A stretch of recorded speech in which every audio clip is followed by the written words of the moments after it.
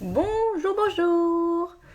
Bienvenue dans le live 100% JE. Aujourd'hui, on parle de l'EJ en crèche. On est en direct, il est 19h30, en pleine semaine, ça change un petit peu. Bonjour Aurélie. Aujourd'hui, on est là pour parler de l'EJE en crèche, de l'EJE dans un poste de direction, de l'EJE de l'accompagnement parental, de l'accompagnement des enfants et de l'EJE en libéral. Voilà, tout simplement. Bonjour Virginie, bonjour Amélie, bonjour Maïlis.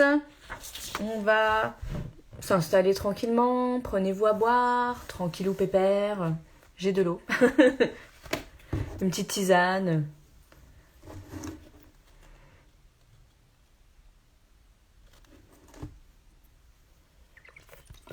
Chin chin tout le monde. Coucou.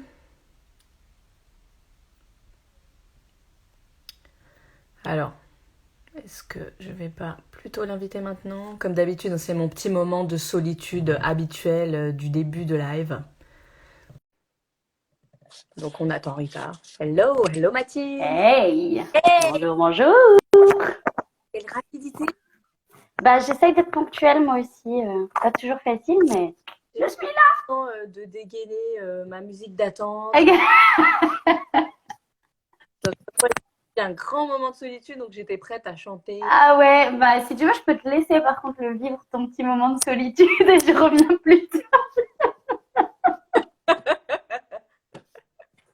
Bon, ça va. Alors, Est-ce que tu m'entends bien? je t'entends très bien. Et toi? Allez, super. Oui, je t'entends bien. Tout bien, tout bien. Ouais, il y a beaucoup de miroirs dans ta... Il y a beaucoup de miroirs et de cadres et tout ça, tout ça. Je suis dans ma chambre, c'est pour ça. Parfait. Moi aussi, je suis dans ma chambre. Vous voyez, comme vous le voyez, c'est un live intimiste. On est entre nous. Exactement. Dans une... Ah, mais il y a Alima qui est là aussi. Coucou Alima. Coucou Alima. Oui, ouais, je sais. C'est normal. On est encore jeudi, donc je n'ai pas la fatigue de maman du vendredi soir. Moi, j'ai mis mes lunettes pour cacher un petit peu. Ça devrait le faire. Ouais, cacher les cernes du. C'est fou. Alors, du coup, bah, comme tout le monde est là, mon Dieu, il y a du monde à cette heure-ci. Je crois que je vais arrêter de faire. Je veux pas. Ouais, 25. Ouais, il y a du monde, il y a du monde. Bon, bah, c'est décidé. Je crois que je vais arrêter les lives samedi après-midi.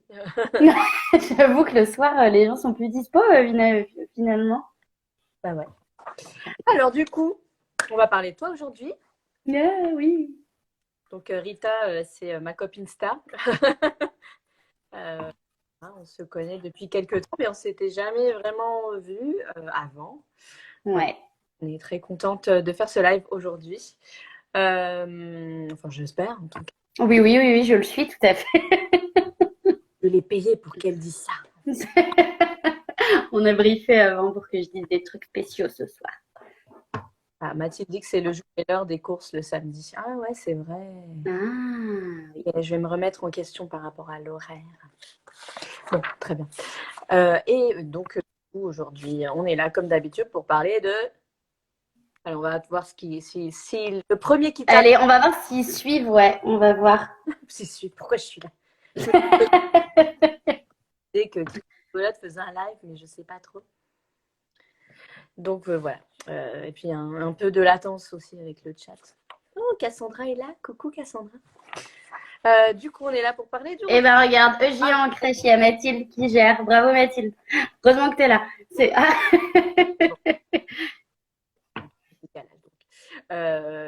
Voilà, donc le jeu en crèche. J'ai de l'expérience en crèche.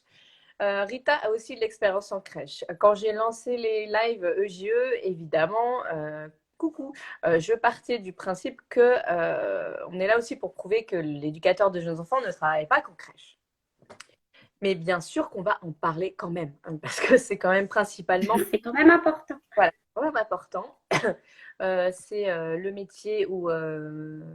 comment c'est un métier où, oui, effectivement, on travaille principalement en crèche. Et justement, en début de semaine, j'ai lancé un petit sondage pour voir parmi les abonnés qui avaient déjà travaillé en crèche ou Ouais. qui travaillaient encore en crèche, parmi les EGE uniquement. J'ai eu à peu près 200 votes et Ok. globalement, ce qui revient, c'est 87% des personnes Ouais. travaillent en crèche ou ont travaillé en crèche. Donc voilà. Ouais, donc c'est important quand même qu'on puisse en parler, Voilà. évidemment. C'est important Ouais. qu'on puisse et puis on parle de tout notre accompagnement, de tout ça. Donc on va voir tout ça. Donc Rita, aujourd'hui, c'est toi. Je Et suis moi. là. On peut dire ton âge, on peut parler de Ah oui, oui, évidemment. Ouais, ouais, pas de souci, pas de Rita, pression. Rita que j'applaudis. Je fais une voilà pour Rita. Rita a 30 ans. Merci. Anniversaire, du coup, re-bon anniversaire, Eh ben, merci. la semaine dernière ou en début de semaine. Et, euh, et elle s'est lancée dans le libéral, chose que je n'aurais pas fait, ou je n'osais pas faire à son âge. Donc voilà, je ne suis pas si vieille, mais quand même, je trouve que Mais vas-y, balance ton âge maintenant. 36 ans, j'ai pas peur. Mais du coup, voilà, je trouve ça super. Mais avant ça, tu as eu de l'expérience en crèche, donc on va parler de tout ça et puis de tout ce qui t'a amené maintenant vers le libéral. Yep. Ouais, ouais, ouais, il y a du monde. Ok, bon, très bien. Les soirs de semaine. Ouais, mais les soirs de semaine, écoutez, moi, normalement, je fais des accompagnements VAE. Donc, Ouais, du coup. putain. Bon, bref. Pardon. Alors, voilà. Rita, Ouais, dis-moi, je éducatrice t'écoute. de jeunes enfants. Oui, Euh, dis-moi. depuis quand? Alors, moi, j'ai été diplômée en 2013. 2000. Comment ça faire? Ouais, et j'ai été diplômée, du coup, à l'Institut régional de Franche-Comté, à Besançon.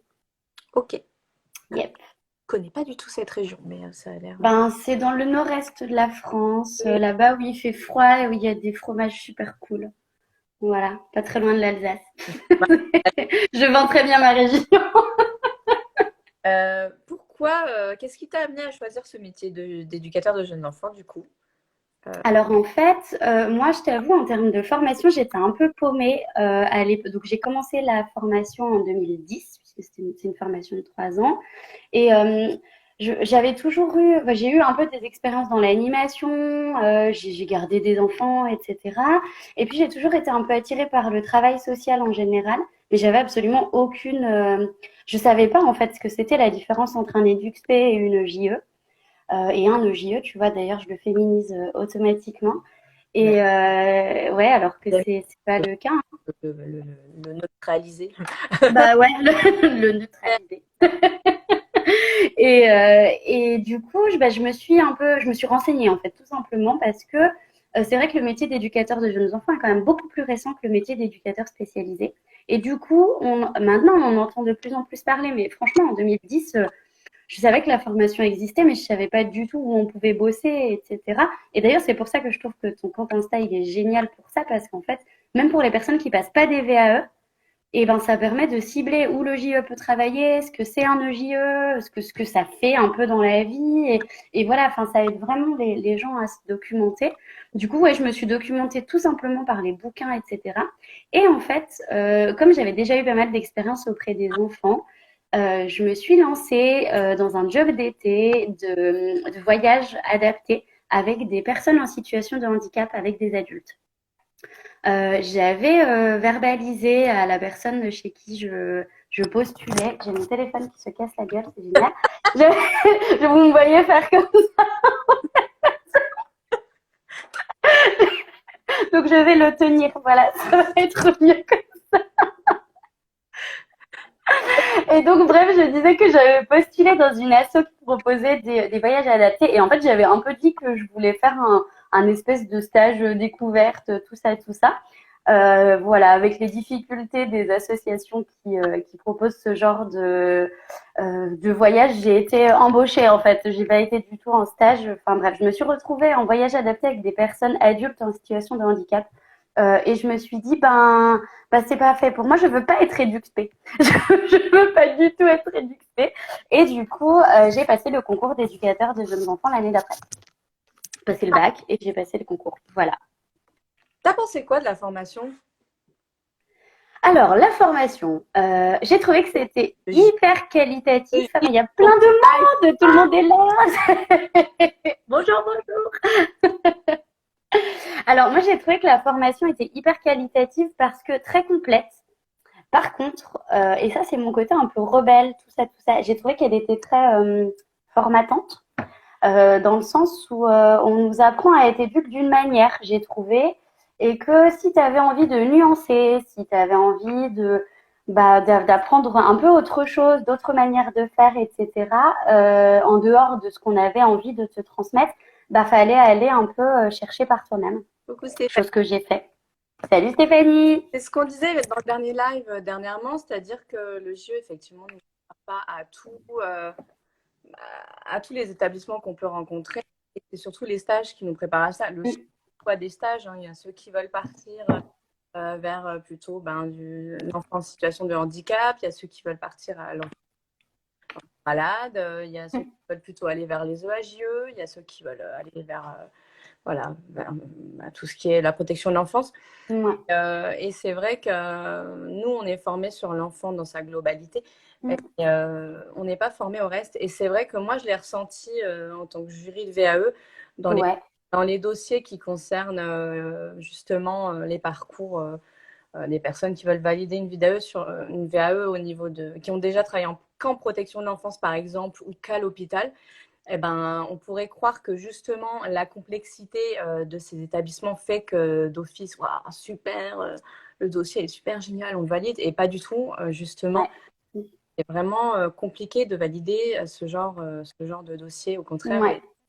ils demandent beaucoup plus, justement, vu que ça fait un moment que vous travaillez à l'hôpital, est-ce que vous seriez capable de De gérer travailler ailleurs, mais oui. en tant que directeur, une crèche? C'est justement, d'ailleurs, on en parlait hier avec Alima en aparté, voilà, toutes les deux. Vaste. Du coup, toi, c'est quoi ta vision du métier? Alors, pour moi, un éducateur de jeunes enfants ou une éducatrice de jeunes enfants, en fait, on a plusieurs casquettes. Du coup, pour moi, il y a vraiment tout le versant accompagnement éducatif de l'enfant, avec tout l'accompagnement dans le développement de l'enfant, que ce soit le développement affectif, social, moteur, psychologique, émotionnel, tout ça, tout ça. Et du coup, on a aussi tout ce versant accompagnement de la famille, donc accompagnement à la parentalité et aussi accompagnement de toute cette entité qui est la famille, parce qu'en fait, c'est un système, la famille. Et du coup, c'est quand même très complexe. Et l'éducateur de jeunes enfants est là pour amener aussi un peu de cohérence, un petit peu d'harmonie dans cette entité qu'est la famille.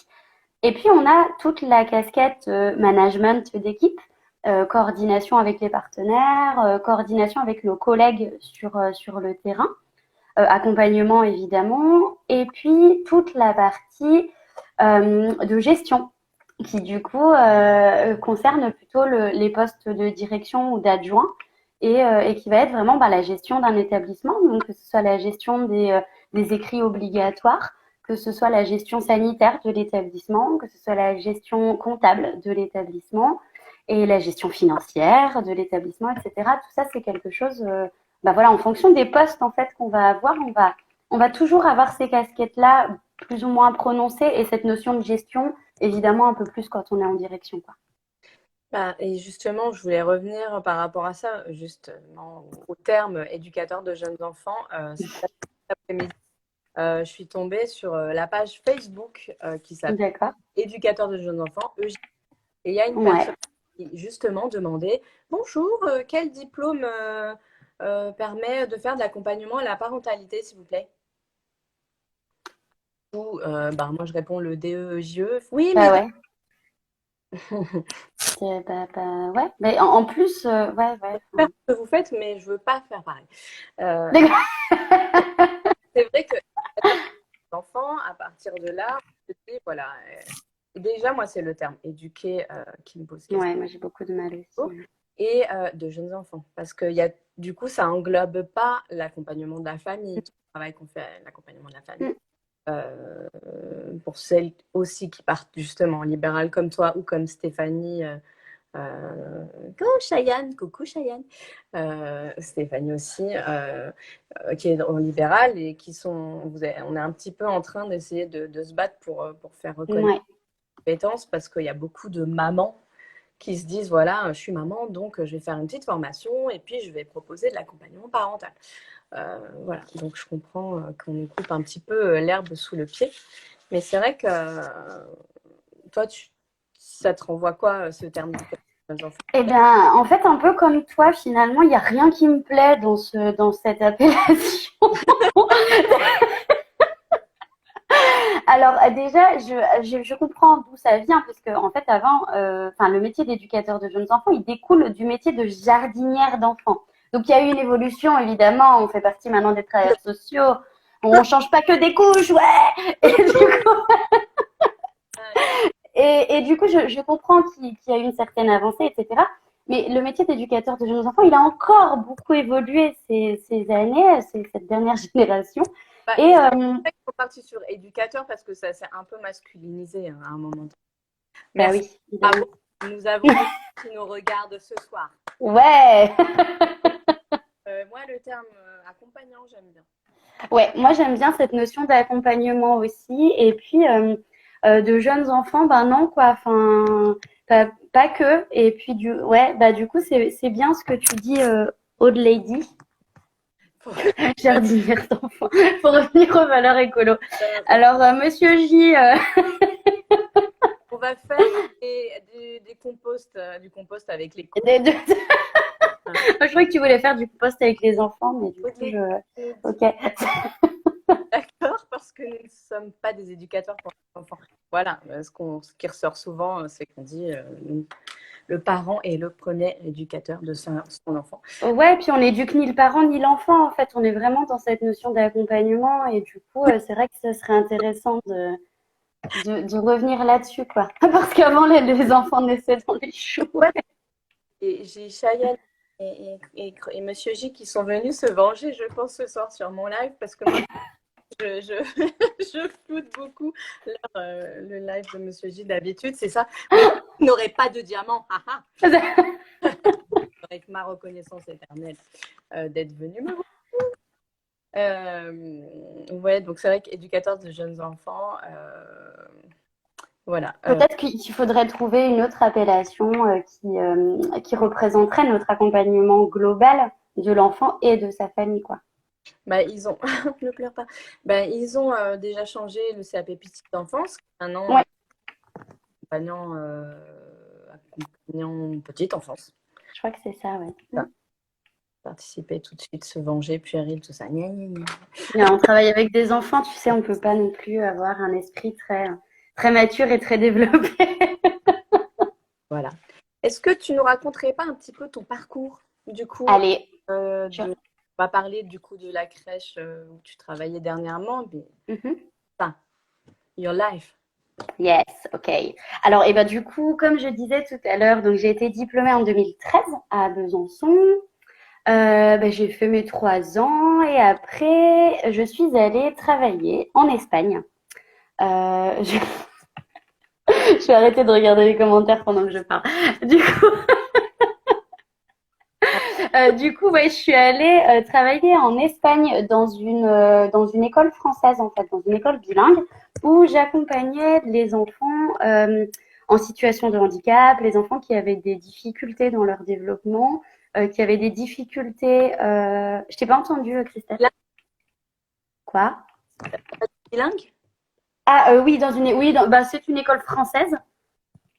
Et ouais, et du coup, forcément, les enfants étaient bilingues parce que du coup, ils étaient tous espagnols à la base. Et là-bas, je m'occupais vraiment de l'inclusion en fait des enfants qui avaient des difficultés, avec des handicaps ou non. Voilà, des enfants qui avaient des difficultés dans la séparation avec leurs parents, etc.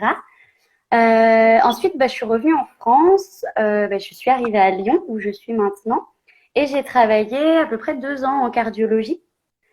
Du coup, en cardiologie pédiatrique. Donc, j'accompagnais les enfants dans leur séjour à l'hôpital, et j'accompagnais les familles dans toute cette épreuve. Et du coup, voilà, on travaillait beaucoup autour de la relation parent-enfant, autour de la dédramatisation du soin hospitalier, autour de, bah voilà, du mieux-être à l'hôpital, etc. Et puis après, je suis arrivée en crèche, du coup, enfin, où j'ai été d'abord éducatrice de terrain dans une crèche de, je sais plus combien de berceaux, 25, je crois. Pourquoi, du coup, tu as ce changement radical au total crèche? Euh, alors, honnêtement, j'adorais mon travail à l'hôpital, mais j'avais du mal avec cette institution, avec cette lourdeur institutionnelle qu'est l'hôpital. J'avais du mal avec toutes les problématiques qui sont liées à la santé en fait en ce moment en France. Hein, faut être honnête, l'hôpital va pas très loin. Je vais pas vous faire un débat politique, mais voilà, l'hôpital va pas bien. Du coup, je travaillais aussi avec des collègues qui allaient très mal. Et cette ambiance-là, elle me déplaisait. Il y avait une espèce de clientisation des patients et ça respectait pas mes valeurs. Ouais. Du coup, moi, j'ai tendance à me barrer quand je suis dans un lieu où je m'y retrouve pas dans mes valeurs. C'est assez, voilà, ça fait partie de mes trucs. Je reste, j'attends, mais après, je m'en vais. Là, on parle de l'hôpital. Hello, Christelle, d'une éduque chez vous. Hello, tout le monde qui nous Salut, regarde. salut. C'est pour ça que du coup, veulent en savoir un peu plus sur le travail de l'éducateur de jeunes enfants à l'hôpital. Pour regarder le live de la semaine dernière avec Sarah, qui elle a un de bons retours du coup de son expérience à l'hôpital puisqu'elle y est encore actuellement. Il y a eu Super. Fanny de EGE Enjeu qui nous dit donc éducation vient du terme latin educare, se dire, élever, faire pousser. On dirait un dossier que j'ai eu il n'y a pas longtemps. Nous semons les petites graines de l'évolution des enfants. On est toujours dans le jardinage, effectivement. Ouais, effectivement, ouais. Des parents. L'éducateur, c'est pas si mal. Oui, très bon argument. Ouais, très bien. Éducateur et accompagnant. Et jardinier. Jardinier, évidemment. Donc le terme va évoluer tous les 20. Ouais, c'est ça, c'est ça, c'est ça. Pardon. Et donc la crèche, ça y est. Ça y est. Ouais, et puis je crois que j'avais aussi envie de vraiment accompagner les enfants sur du plus long terme. Parce que du coup, les services à l'hôpital, tu as des accompagnements à long terme, mais voilà, c'est quand même souvent des plus courts séjours. Et je trouvais que ce qui était intéressant à la crèche, c'est d'accompagner les enfants dans leur globalité et sur du finalement très long terme, en fait. La majorité des enfants restent 3 ans. Donc voilà, c'était ça que je trouvais très intéressant. Et Et du souvent, coup, de quoi? les professionnels, souvent, excuse-moi, souvent je vois les professionnels, en crèche, elles restent 3 ans, Ah globalement. ouais, ouais. L'enfant, et puis quand elles en ont fait C'est trop, cyclique, ouais. ça arrive fréquemment. Mm. Voilà, ça m'est arrivé. Moi, c'est vrai que j'ai fait beaucoup de stagios, donc du coup, c'est souvent comme ça. Vas-y, continue. Je continue. Et du coup, donc au début, j'étais JE de terrain. Après, j'ai toujours été quand même bien attirée par cette notion de responsabilité, de gestion, de management, etc. J'avais envie voilà, d'évoluer un petit peu aussi dans mon métier et dans l'accompagnement des équipes. Et du coup, j'étais toujours éduque de terrain, mais j'étais en relais de direction. Ça me permettait vraiment d'avoir un petit peu cette notion. C'est un peu les relais de direction, c'est un peu l'équivalent d'adjointe pour les structures qui n'ont pas d'adjointe. Voilà, combat d'adjointe au niveau légal. T'es adjointe et t'as pas le salaire, quoi. J'appelle ça Voilà. les postes qui ont le cul entre deux chaises. Hein, C'est ça, exactement. Voilà, C'est ça, c'est ça. faut aller en fort. Et puis quand on a besoin de vous, vous pouvez aller aider. C'est ça. C'est là que la multicasquette arrive. Ah, mais ouais, c'est sûr. Puis plusieurs fois dans une journée, quoi. Du coup, voilà. Et puis, du coup, après, j'ai eu une opportunité dans la même boîte où j'étais. J'étais dans une crèche d'entreprise pour prendre un poste de direction. Et j'ai pris un poste de direction, du coup, dans une petite crèche. C'était une crèche de 13 enfants. Du coup, on est à la limite de la micro-crèche, mais on n'est pas non plus à la micro-crèche.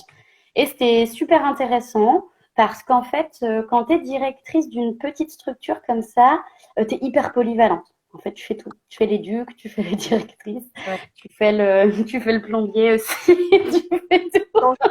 Cool parce que C'est ça, tu répares le lave-vaisselle, enfin bref. j'ai fait ça. C'était un peu ça. C'était Ouais, j'étais le... Bah, disons que ça développe plein de compétences, notamment l'adaptabilité, l'organisation. Bonjour, si t'en as pas, t'es dans la merde. Mais du coup, t'es solo un peu, tu vois, là-dedans. Et je crois que j'avais aussi très envie, à un moment donné, de faire des choses pour moi, de construire mon truc à moi, de pouvoir prendre le temps d'accompagner les familles, de prendre le temps d'accompagner les personnes avec qui je travaillais. Ok. Et du coup, la question du libéral s'est posée assez évidemment, mais j'ai mis du temps quand même à me lancer, parce que ça fait flipper en fait.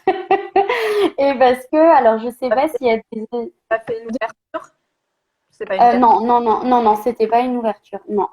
Et c'était une crèche qui a été récemment ouverte, je crois que ça faisait 2 ans qu'elle était ouverte.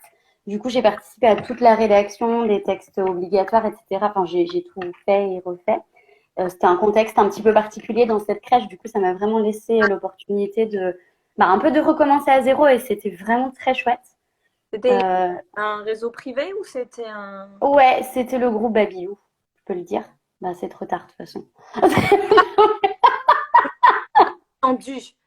Je connais pas Babylou. Non, Mathilde, non, mais moi j'ai eu une bonne expérience avec Babylou, hein. Multi casquette. Ouais, ouais, multi casquette, salade doudou, tétine, effectivement.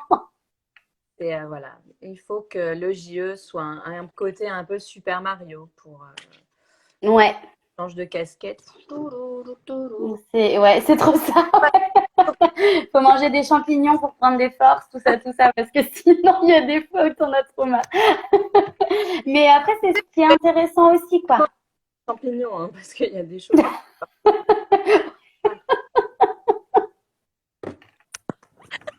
Donc voilà un petit peu pour mon parcours. En fait, après la crèche, besoin de prendre du temps pour moi.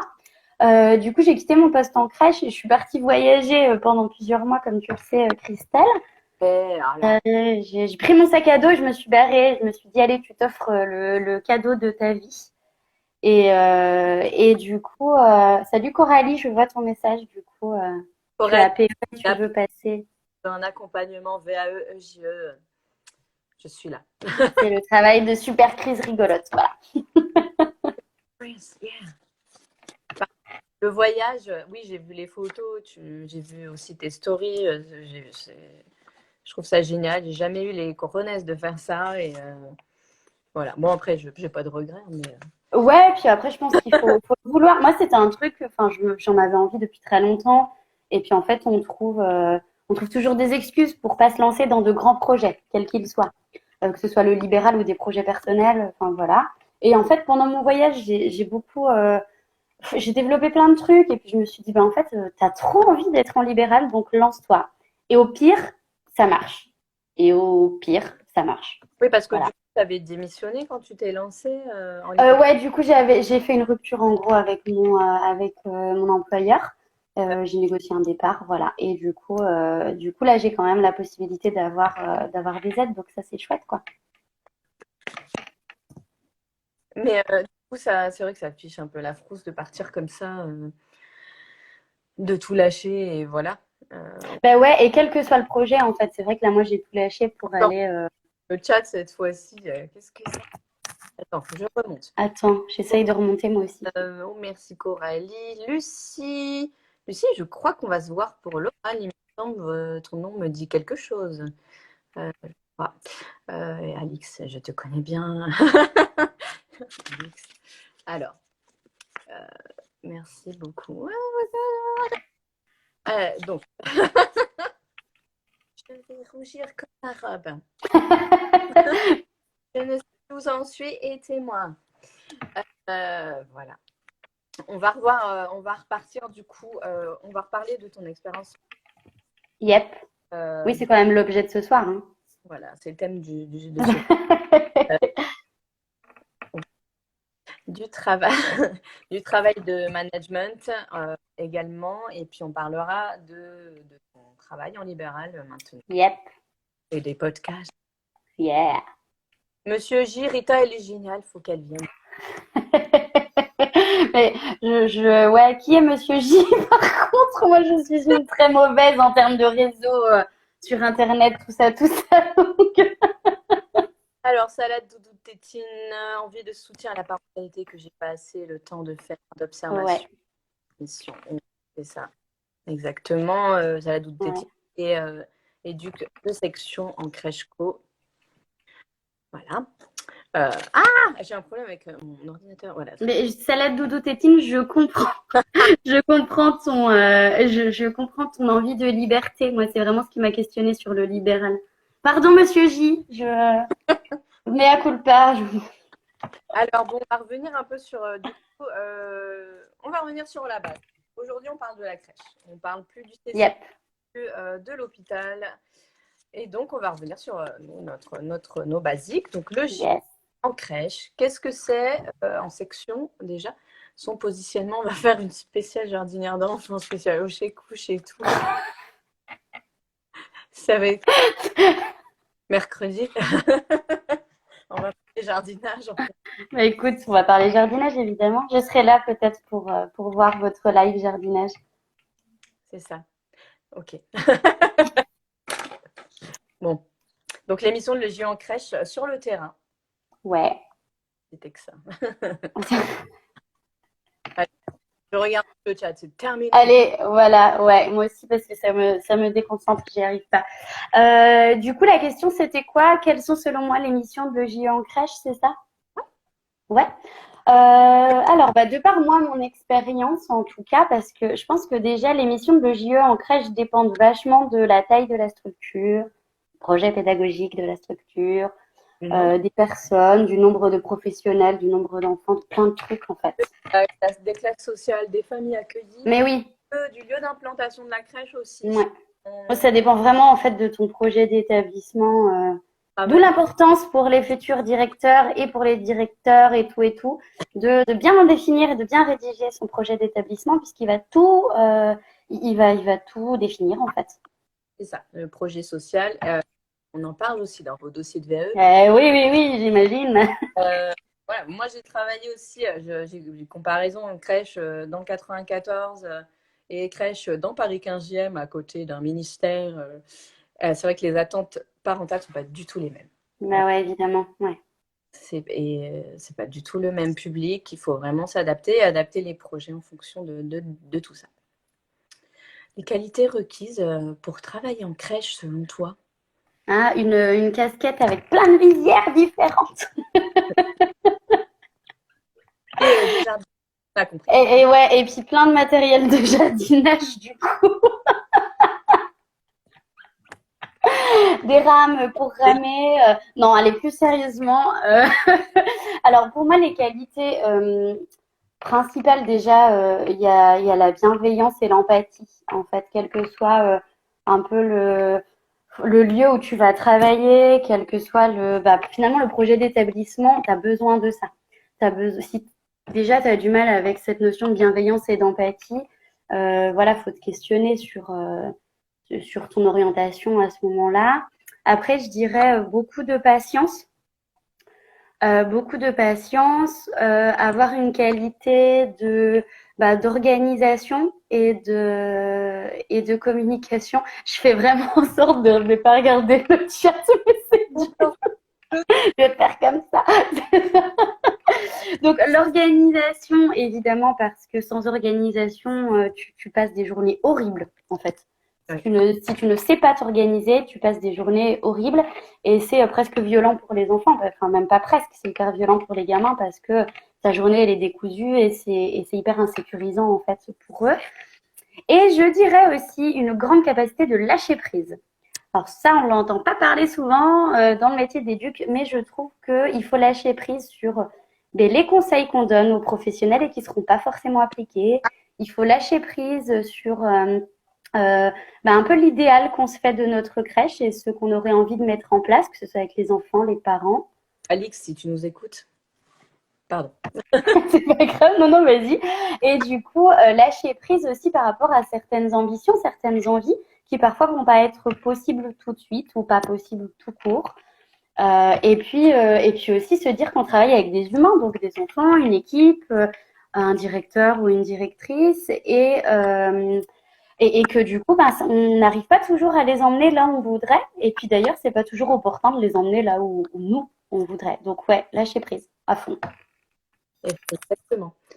Monsieur J disait, en vrai, je fais le monde pour avoir accompagné des EJ en formation, c'est hyper Ouais, et ce qui m'avait beaucoup plu.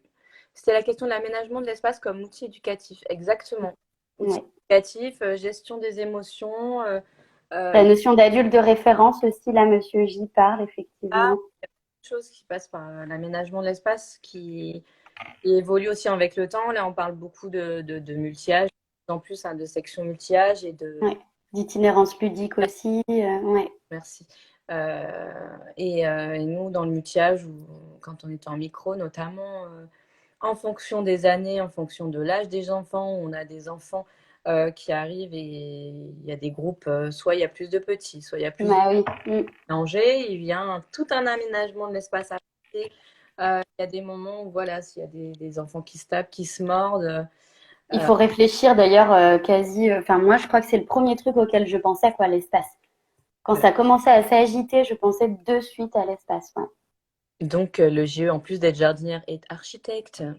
ouais, c'est ça. D'être, ouais. Réparateur, tout ça. Animateur, médiateur. Milieu, c'est pas toujours facile, c'est sûr, Carmen. Mais c'est vrai, c'est tellement nécessaire pour prendre du recul. Ouais, Oui, oui, parce que c'est ce que je disais il n'y a pas très très longtemps. Euh, Moi, de mon point de vue, souvent on sort de l'école de JE avec voilà, une envie de tout changer et d'appliquer ouais. les garden design, les théories qu'on a appris. Après, on arrive sur la réalité du terrain. Le JE qui arrive en crèche, qui n'est pas forcément tout de suite accepté par le reste de l'équipe. Il faut vraiment avoir ça en tête. Et qui veut tout changer tout de suite. Et c'est pas quelque chose à faire. Ouais, ça passe jamais en fait. Ça Et passe jamais. Mais que ce soit sur un poste de terrain, d'adjoint ou de direction, ça ne passe jamais. c'est en ça que les groupes d'analyse de la pratique sont hyper importants parce que au lieu d'arriver et de te dire ah, l'aménagement d'espace ça va pas, gna, gna, gna, Mm. on va tout changer et puis il se prend le JE se prend après les remarques de toutes les Ben ouais. pourries. Alors qu'au contraire, si on explique pourquoi l'intérêt de l'aménagement de l'espace, pourquoi on se met à hauteur des enfants pour leur parler, Ouais. amener les professionnels à se questionner, à parler de tout ça, c'est comme ça qu'on arrive à faire des choses. Donc de toute façon, Ouais. le perfectionnisme, non. Ouais, alors c'est Mathilde qui dit très dur de lâcher prise quand on est perfectionniste de fou, même avec soi-même. Alors déjà, quand on est perfectionniste avec les autres, souvent on l'est avec soi en premier. Et du coup, on a tendance à être encore plus dur après, en fait, avec nous, en se disant, mais ce que j'essaye de mettre en place, ça marche pas. Du coup, je suis pas une bonne éducatrice ou je suis pas une bonne professionnelle, etc. Et on rentre dans un cercle vicieux de la dévalorisation. Alors qu'en fait, les autres pros ont aussi très envie de bien faire. C'est juste que ben il faut les accompagner, mais comme quand on accompagne les enfants en fait, à se dire ben j'ai envie de les amener là. Maintenant, comment je vais faire avec mes outils de communication, avec mes outils de management pour les amener au point ou en tout cas plus près du point qui moi me satisferait parce que je pense que c'est les besoins de la crèche, des enfants, des familles, etc. Mais oui, c'est difficile par contre, ça demande beaucoup de travail personnel. Est-ce que tu as changé un peu ta vision des choses quand tu es passé en direction? Euh, alors, je crois que pas trop. Je crois que ce qui faisait que je m'épanouissais moi dans mon boulot de directrice, c'est que j'étais pas mauvaise, je crois. C'est que j'aimais avoir ce regard terrain et qu'en fait, je les entendais, enfin, je les reconnaissais vraiment dans les difficultés sur le terrain. Euh, et que je leur expliquais aussi moi enfin j'avais beaucoup de transparence en me disant ben voilà moi je suis passée par là aussi et même si j'ai pas 100% de temps terrain je sais quelles sont les difficultés d'un EJE sur le terrain d'un professionnel en général sur le terrain et je crois que c'est ce qui a fait que ouais j'ai pas trop changé de point de vue après pour moi le travail de direction ça vient te rajouter une autre casquette et ça vient te rajouter un certain nombre de paramètres, potentiellement de difficultés, etc. Et je suis pas sûre que ça m'ait vraiment changé la vision, tu vois. Ouais, c'est sûr qu'après, c'est une certaine humilité dont il faut preuve Mais oui, pour leur dire, voilà, moi j'ai vécu ce que vous avez vécu et j'entends. mais c'est ça. Mm. J'entends les remarques, j'entends.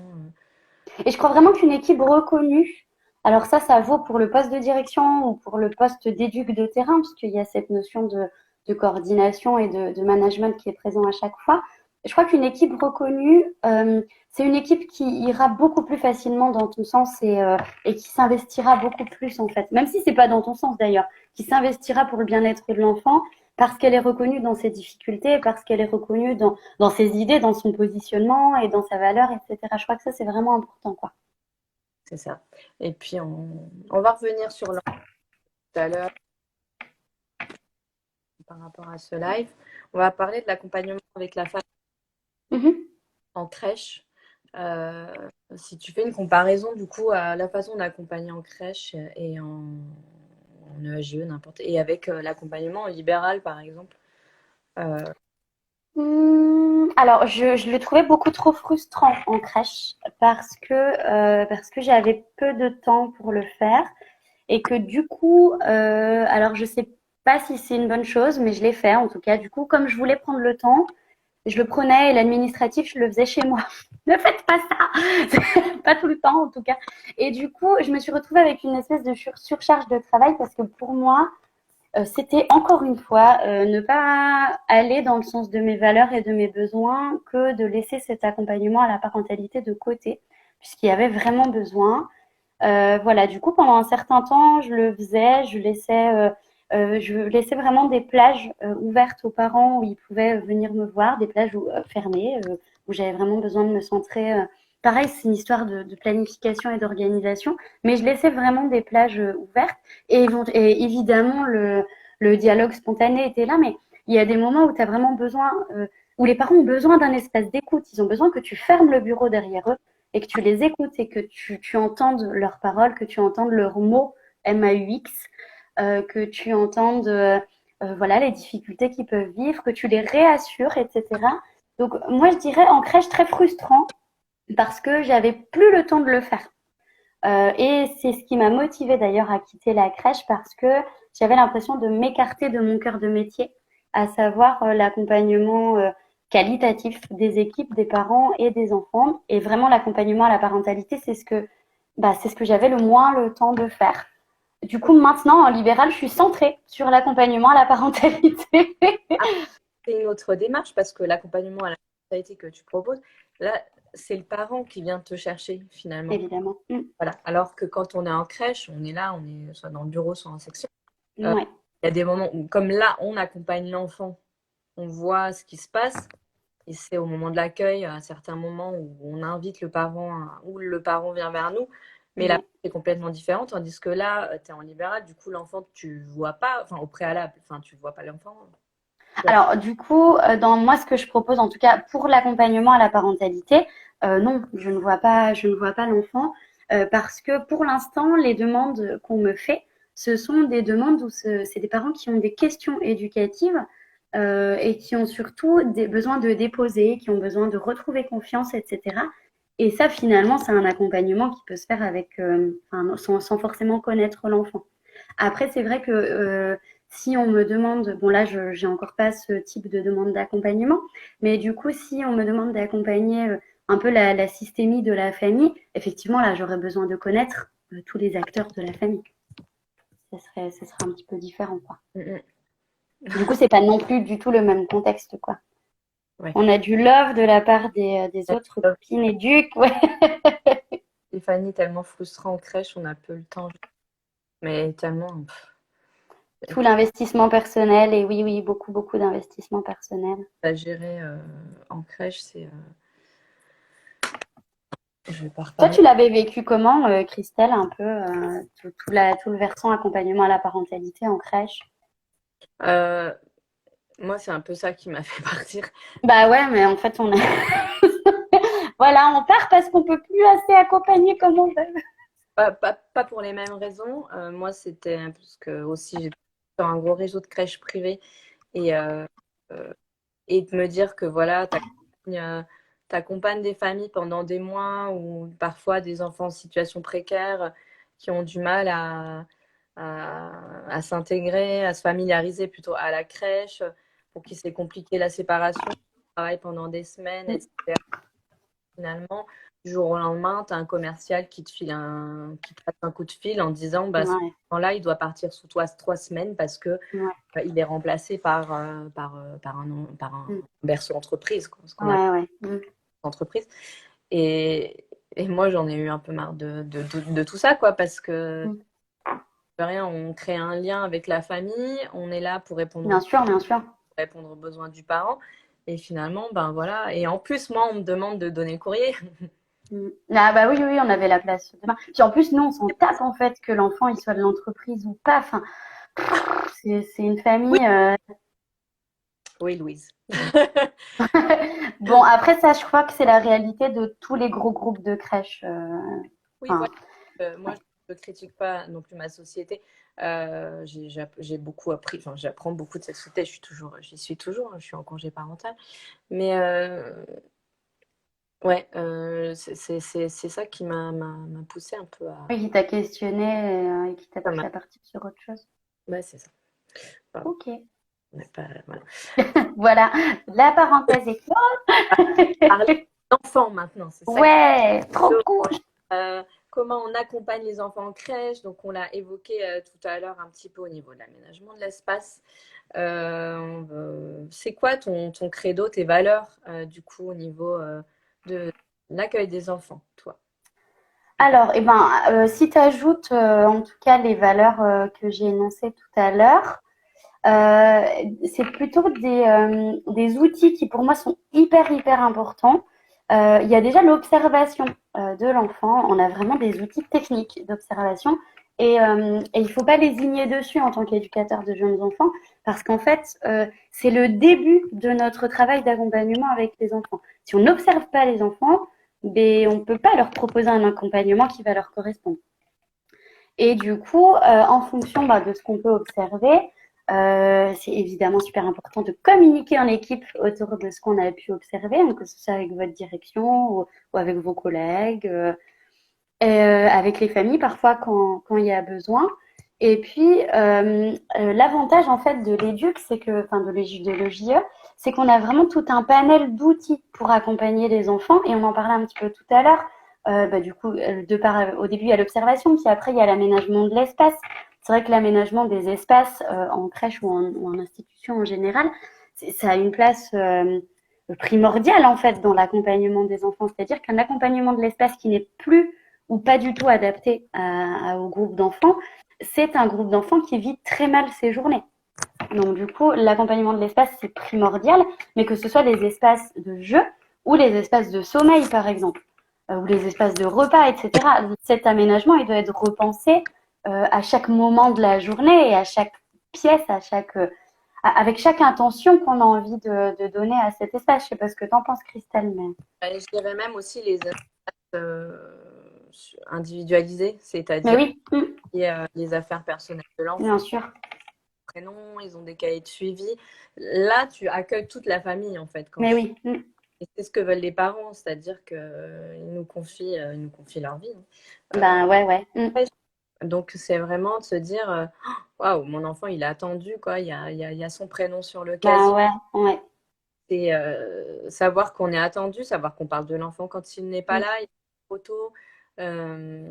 C'est pas un enfant perdu dans un groupe. On est dans la Ouais. communauté, mais on est face à des êtres humains. Donc moi, ça pour moi, c'est aussi une de mes valeurs, Ben ouais, ouais, c'est super important. Ouais. l'accueil. Et c'est Et je beaucoup. trouve que pour rebondir à cette notion d'accueil, tu sais, tu as le fait de laisser, enfin, de faire entrer, c'est même pas de laisser entrer, mais de faire entrer la famille à l'intérieur de la crèche, mais C'est que ce soit dans des moments qu'on organise à part ou même dans le quotidien, quoi. Vraiment, c'est c'est super ça. important Et c'est des de choses. laisser la place intégrante à l'enfant dans sa globalité, quoi. Exactement, c'est des choses qu'on retrouve de plus en plus dans les projets pédagogiques, Oui, oui, oui, oui, oui. Heureusement, oui. la vie de la structure. Mm. Et leur faire une place, leur donner une voix, en fait, tout simplement. Mm. Voilà, qu'est-ce que vous en pensez au niveau de l'accueil? Voilà ce que je vous propose. Ouais. Mm. la transparence aussi sur ce qui se passe dans la crèche.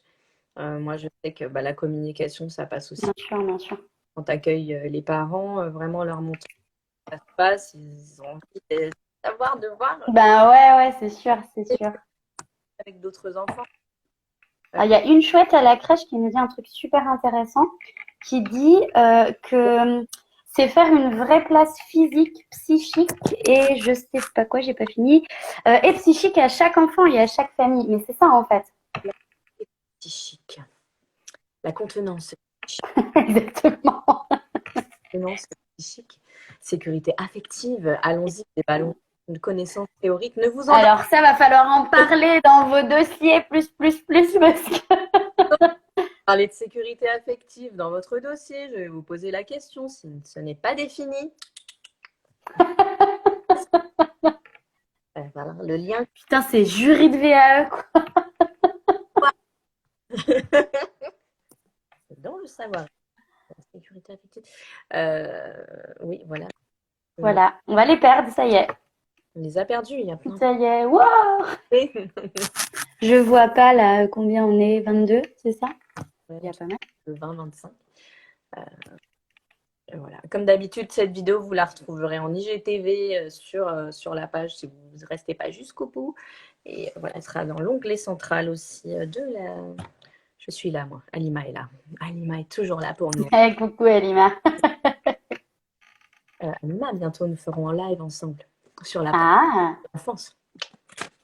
super. Non, ça n'était pas au courant. Ah, si, je crois. Je sais plus.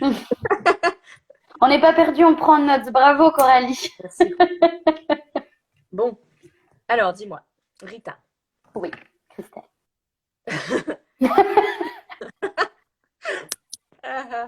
Qu'est-ce que tu conseillerais à... Waouh, vous êtes trop studieuse là. Ah ouais, t'as des super élèves là. Prenez des notes aussi sur les lives que vous voudriez, ça m'arrangerait.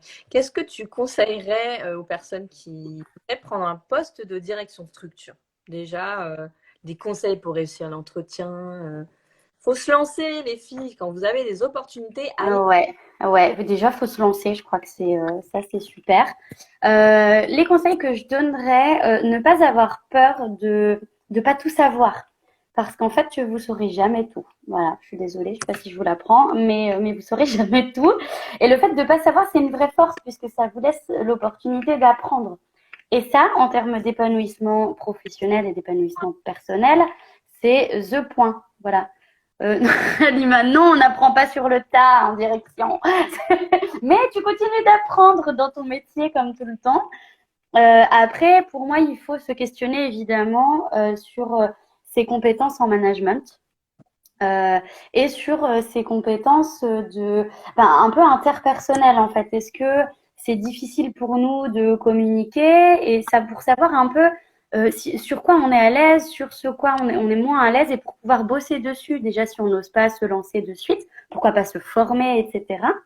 Et puis après, pour l'entretien, qu'est-ce que je pourrais conseiller? Alors là, comme ça, évidemment de bien préparer votre entretien. Et, et du coup, de mettre en avant toutes vos compétences de JE de terrain avec le versant management. Alors, moi, le côté gestion, contrat et tout, c'est limite une formation. Ouais, quand tu prends un Mais poste, quelqu'un va te relayer, enfin ouais, quelqu'un va te faire une passation. voilà, c'est ça, tu as des formations en interne en général, Ouais, des logiciels. Après, ça dépend si tu as un poste à responsabilité, tu es déjà soit responsable ouais, logique ou tu es adjointe. Souvent, tu apprends les outils petit à petit avant ouais. une reprise. Après, moi, je crois que les outils, c'est ma conviction et c'est vraiment mon avis. Je crois que les outils, c'est pas ce qu'il y a de plus compliqué à apprendre à maîtriser puisque ça reste un truc matériel. Au pire, ça va te demander beaucoup de travail. Mais Après, c'est pas comme des compétences personnelles, tu vois. Si tu te sens incapable de parler à une équipe, effectivement, ça va te demander plus de travail que d'apprendre à utiliser un outil pour faire un contrat, par exemple. Enfin, j'en sais rien, mais voilà, vraiment pour moi, les outils de gestion, même si ça a tendance à faire peur, c'est pas ce qui est le plus compliqué à apprendre à manier, c'est de la technique en fait. Normalement, vous n'êtes pas jeté comme ça parce que vous avez des N+1, enfin, vous avez Mais des oui. coordinateurs petite enfance ou des responsables opérationnels. Mhm. On va recevoir bientôt un responsable opérationnel en live. Mhm, Ah, bon. super. C'est un collègue à moi, un ex-collègue à moi. Et du coup, qui nous expliquera un petit peu tout ça. Mais c'est vrai que tu n'es pas lâché comme ça. Moi, le conseil aussi que je peux donner, c'est quand même, il faut aimer être à l'aise avec l'informatique, quoi. Ouais, oui, oui. Moi, Mm. c'est vrai que j'adore tout ce côté informatique, sans doute un peu, je suis un peu geek. Mais c'est vrai que créer des outils, être un peu à l'aise avec tout ça, c'est vrai que moi, je suis très nulle en maths, enfin, le budget, machin, genre, moi, les chiffres, j'adore. Moi aussi, moi aussi, moi aussi. Moi, je suis la team des directrices qui gerbent les chiffres, clairement. Voilà, je le faisais, hein. Ça me demandait plus d'efforts que les autres trucs, quoi. Moi, l'avantage, c'est que je me trouvais des adjointes qui étaient hyper méticuleuses et hyper soigneuses. Du coup, c'est elles qui rangeaient un maths. Voilà. Genre, oh là là. Voilà, voilà. Bah écoute, Voilà. il paraît qu'il faut savoir déléguer. Oui, il faut savoir déléguer d'ailleurs. En direction, un petit conseil, apprenez si vous prenez un poste de direction à déléguer certaines tâches. Vous avez déjà dû gérer des gens. Oh oui. Ouais. On prend pas un plaisir fou à le faire. Mais- ouais, ouais, moi aussi. Mathilde et Alix, elles pourront vous dire. Ouais. Ouais, moi aussi, On ne du comprend coup. pas. Ça dépend, hein, franchement. Avec des parents qui hurlent. Avoir des parents qui hurlent, oui, moi ça m'est arrivé, oui, oui, ça m'est arrivé. Mais, Ça mais les m'arrive. pas, ouais, en fait, ça se gère comme, enfin, ça, t'es jamais vraiment formé en fait à gérer une situation difficile comme ça, à part avec tes outils à toi, d'éduc et de médiation, etc. Et puis voilà, tes outils humains. Donc après, en fonction de la violence de la situation. Parfois, tu vas faire appel à d'autres acteurs, mais oui, oui, ça m'est déjà arrivé. Mais ça se gère à Lima quand on a des parents qui nous crient dessus. Ouais, j'avais. C'est qui que j'avais? La dernière personne, j'ai dû rompre le contrat. C'est... Il m'était arrivé un truc. J'avais mis fin à la période d'essai au bout de 2 jours parce qu'il y avait une personne, elle était. Ben voilà, une anecdote drôle, la vie de directrice. Et une personne elle était assez chaude que je me suis dit, je vais pas la garder parce que. Voilà. Et en fait, il y a son mari qui m'attendait à la sortie en mode pourquoi tu l'as gardée personne la garde jamais et tout. Pardon. Je peux rentrer pour vous parler? Non, mais vous avez pas. Non. Ah ouais, non, ça c'est super flippant par contre, ouais. Mm. Mais j'ai envie de te dire, bah, des fois. Mais c'est vrai que c'est dur. Moi, je sais qu'à chaque fois, je dois remettre une lettre de fin de période d'essai ou quoi. Ouais, bah ouais, moi je. Enfin, ouais, moi je. Euros. Mais est-ce qu'il y a vraiment des personnes qui sont super à l'aise avec ça? Enfin, je crois que c'est plutôt sain de se dire, c'est jamais agréable de dire à quelqu'un qu'il faut qu'elle parte, quoi, hein. Franchement, même quand c'est vraiment une pro. Mais oui, oui, bien sûr, c'est jamais agréable, ouais. Moi, je laisse toujours le bénéfice du doute. Je me dis, Elle a des qualités. qualité, Mm. cachée, on va les. Pardon.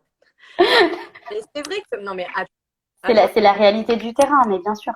c'est quand on travaille petite enfance, excusez-moi, mais Mais, on sait que des fois, il y en a, voilà, il y a un manque de confiance en soi, il y a, voilà, peut-être des choses à réparer ou je ne sais quoi. Il y a certaines personnes qui sont là, qui travaillent avec des enfants, on ne sait pas pourquoi. Voilà, faut le dire. Comme ça, c'est bah, dit. ont besoin de travailler avec des enfants, quoi. Ouais, ouais, Pour ouais, ouais. quelque chose, mais je pense des fois, euh, wow. Bah, cette personne-là, d'ailleurs, en l'occurrence, je crois qu'elle avait les enfants un enfant, elle s'occupait que d'un seul bébé. Ah, qu'il est trop mignon, lui, il est trop beau et tout. Elle Ouais, disait, mais ouais. l'enfant, enfin, elle s'occupait de lui. Et c'est vrai, voilà, c'est le cas flagrant d'une personne qui n'a jamais pu avoir. Ouais, et qui a besoin de travailler avec les enfants, ouais. Mm. C'est un certain bien-être et un besoin d'amour, un besoin de se sentir aimé. Et c'est vrai que, bon, il n'y avait pas que ça, évidemment, j'ai pas arrêté pour ça. C'était que ça. Tu es une horrible personne, Christelle. Oh, Hélène, Tu parles. Les fois, j'avais la belle fille, elles sont pleurées quand je suis partie. D'abord. C'est vrai. On rigole bien, on rigolait bien. C'est chouette. Donc, on a parlé de management. Type de management, on est plutôt sur du management bienveillant alors. Hein, Ouais, très horizontal dans ma façon de voir les choses. Ouais, chacun son rôle, chacun sa place et pas besoin de hiérarchie. On croise de plein Alors, d'engagements. plein d'engagement et parfois on tombe Sur celui qui a vu de la lumière. Oui, oui, oui, oui. Et j'ai vu la lumière et j'ai voulu entrer. Si, Christelle, on ne sait jamais. C'est vrai J'adore. on va bien s'amuser. Ouais, on s'amuse bien. Non, le jeu n'est pas là que pour faire mumuse sur un tapis. Amusez-vous bien. C'est ça. Jouez bien. La journée type d'un EJ à un poste à responsabilité. Ouais. Toi, tu te rappelles. Alors, ouais, je pense à peu C'est quoi près. qui te faisait te lever le matin déjà? De quoi? Qu'est-ce qui te faisait te lever le matin déjà, à part le café? Euh, Alors, bah, franchement, moi, je kiffais la crèche où j'étais. Du coup, j'étais trop contente de retrouver les enfants, de retrouver les parents si j'étais sur un horaire où je croisais les parents et de retrouver l'équipe. Non, vraiment, en fait, les gens avec qui je travaillais, de l'équipe aux parents, aux enfants, j'étais tout le temps trop contente de les retrouver. Et puis, en fonction, allez, la journée type d'une JE en direction, moi, je commençais par regarder mes mails, l'argent. Je lis les commentaires, c'est pour ça que je dis l'argent d'un coup. Mais...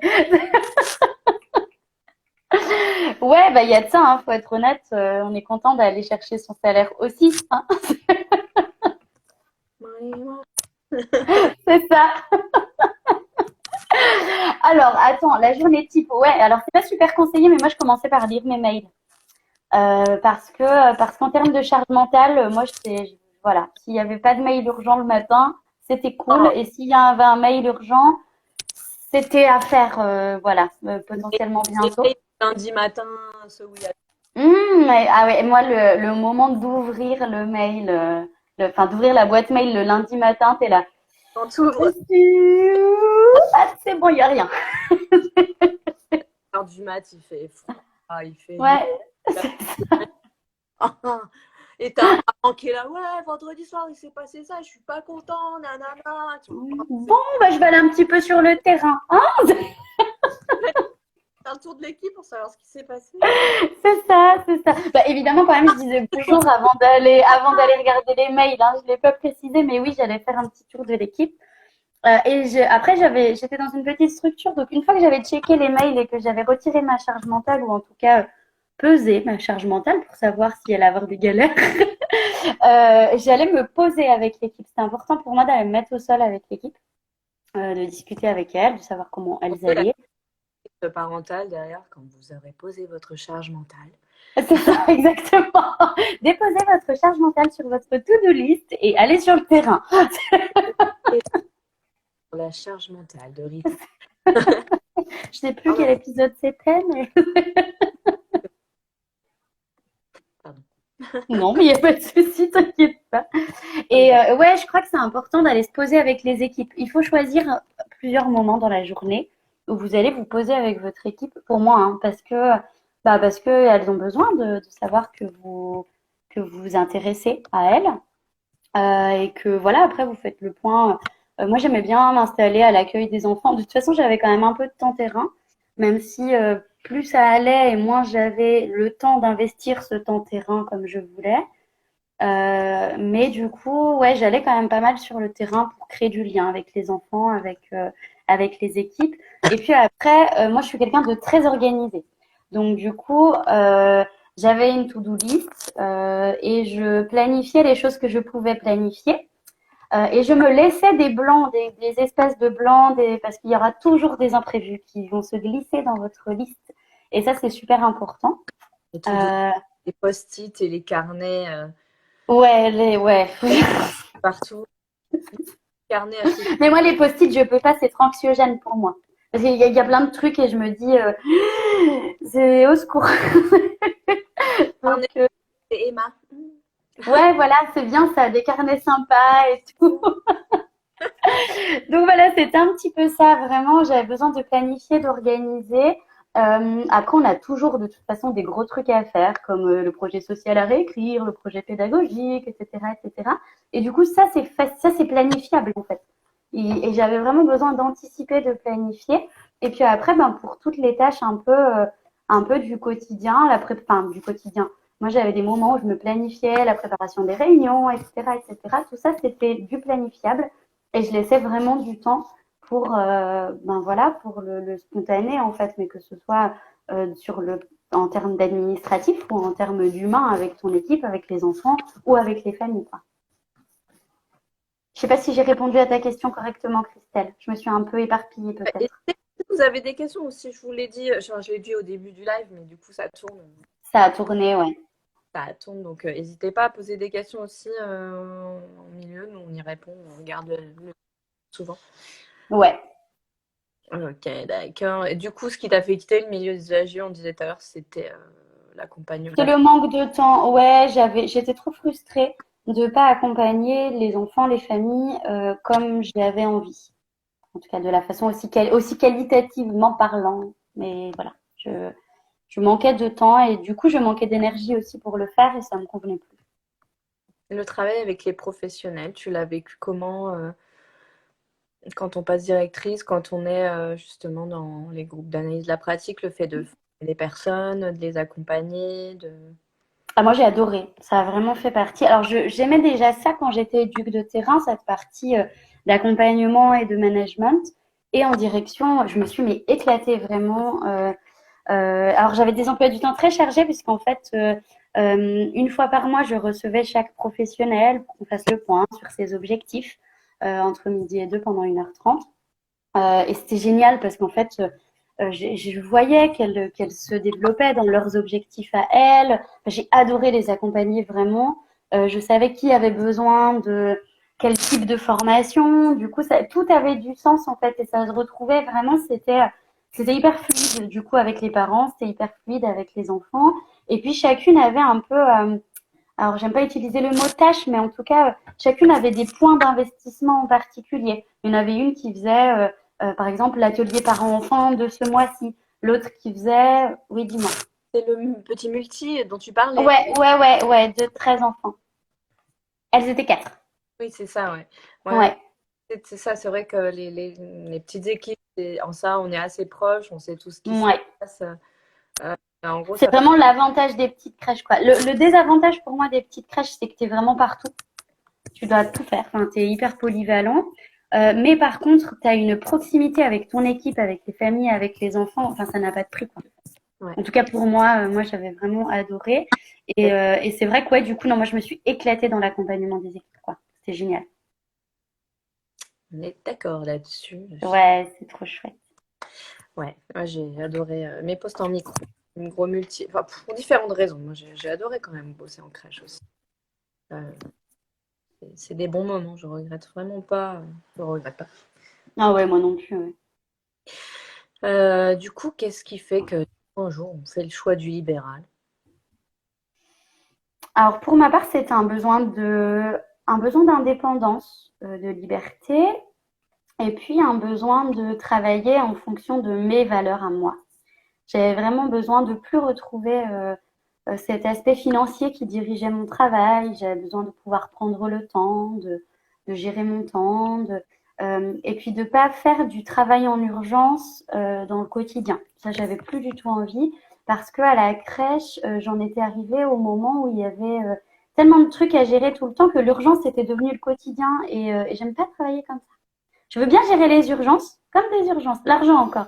Évidemment, bah, évidemment, on est des grosses blindées quand on travaille en libéral, c'est connu. Je me suis abonnée, monsieur J, t'as vu, hein.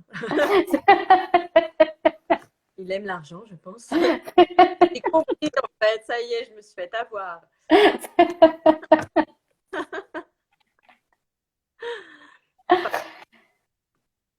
Donc Donc là, J'ai pas entendu ce que tu m'as dit, par Christelle, ça a coupé au moment où tu as parlé. j'ai dit non, pas toi, l'argent, du coup. Quand même, j'étais contente d'avoir mon salaire à la fin du mois, évidemment. Mais ouais, non, là, ouais, c'était surtout le premier renforcement. Ouais, non, c'est vrai que j'avais ce besoin de travailler comme moi je voulais, en fait. Je crois que c'était surtout ça. De créer quelque chose. Ouais, de créer, de construire mon projet aussi, c'était un truc qui me bottait bien. Du coup, tu fais de l'accompagnement parental maintenant. Vous avez Oui, ça. Tu as un site internet. oui. Je mettrai le site internet, Dans le poste, yep. le post dans l'application à la suite. Mais sinon, de toute façon, il suffit que vous alliez sur la page de Rita Ezroura pour. Yes! Tu l'as bien prononcé. Donc Rita, de toute façon, vous avez, je l'ai tagué un petit peu partout. C'est lyonaccompagnementfamille.fr. Donc ça, c'est ton site internet qui présente ton travail, tes accompagnements. Tu veux nous présenter un petit peu tes accompagnements de A à Z? Yes, oui, je peux, évidemment. Tu avais des accompagnements, donc ça concerne la parentalité, les enfants, mais aussi les adolescents, et qui avaient de l'individuel. Il y avait aussi des ateliers collectifs, donc je suis curieuse de savoir tout ça. Ok. Alors, déjà, moi, vraiment, le plus gros, en tout cas, de mes accompagnements pour l'instant, et ce dans quoi j'ai vraiment envie de me spécialiser, c'est vraiment l'accompagnement à la parentalité. Moi, ce que je propose, c'est vraiment un espace d'écoute, un espace de parole pour les parents, un espace pour eux.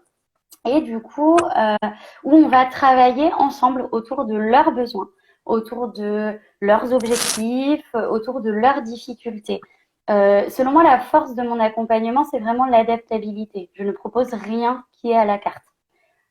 C'est-à-dire que c'est vraiment, voilà, on prend le temps de discuter avec les parents, on fait le point sur leurs besoins et on définit ensemble leurs objectifs. Donc ça part tout le temps du parent, ça part tout le temps de la famille et ça part tout le temps de leurs besoins.